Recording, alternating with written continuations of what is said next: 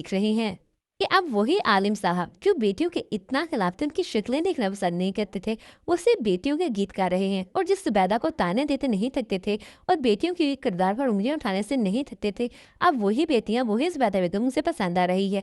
और दूसरी तरफ रुमैसा के मुंह पर तो उसी का बेटा ऐसा थप्पड़ मारने वाला है कि रुमैसा बेगम किसी को वो मुंह दिखाने के लायक नहीं रहेगी, क्योंकि अब काशिफ जिस काम में लगा हुआ है, माँ को लालच देकर उससे इतने पैसे तो ले गई, अब पैसों से भी हाथ धो बैठेगी ये रुमैसा बेगम। और काशिफ भी जेल में फंस जाएगा, क्योंकि उसका दोस्त उसे ऐसा फंसाएंगे कि खुद तो वो बच जाएंगे, लेकिन काशिफ को जेल जाना पड़ेगा, जिसके बाद भारी रकम की जरूरत पड़ेगी। और तब जाकर आलिम साहब को पता लगेगा कि घर में जितना रुपया पैसा था वो सब कुछ ये रुमैसा बेगम काशिफ के जेल उठा चुकी है। और काशिफ गलत कामों में लगा हुआ था और रुमैसा बेगम उसमें उसका साथ दे रही थी।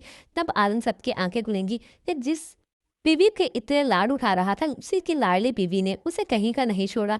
और जिस बीवी पर हमेशा उंगलियां उठाता रहा, उसे नफरत करता रहा, वही बीवी की तरबियत ने आज उसका सर फखर से बुलंद कर दिया। और अब काशिफ को छुड़ाने में प्रीशे की मदद ही लेनी पड़ेगी रुमैसा बेगम को और आलिम साहब को। तब जाकर उन्हें एहसास होगा कि प्रीशे की तरबियत कितनी अच्छी की है। तरबियत प्रीशे जो बोलती थी, जुबान चलाती थी, वो यूं ही नहीं था, वो अपने हक के लिए बोलती थी। और आज प्रीशे की मदद से ही सब कुछ ठीक हो सका। इसी तरह अब आलिम साहब मजबूर हो जाएंगे प्रीशे और सब बेटियों को उससे माफ़ी मांगने के लिए, उस बैदा बेगम से माफ़ी मांगने के लिए। और योगी नामी की अपेयरनी की जाएगी और आलिम साहब खुशी खुशी अपनी बेटी की शादी में शिरकत करेंगे और अपनी बेटी की शादी खुद बारी से करवाएंगे। जब उसे पता चलेगा कि उसकी बेटी बारी को पसंद करती है।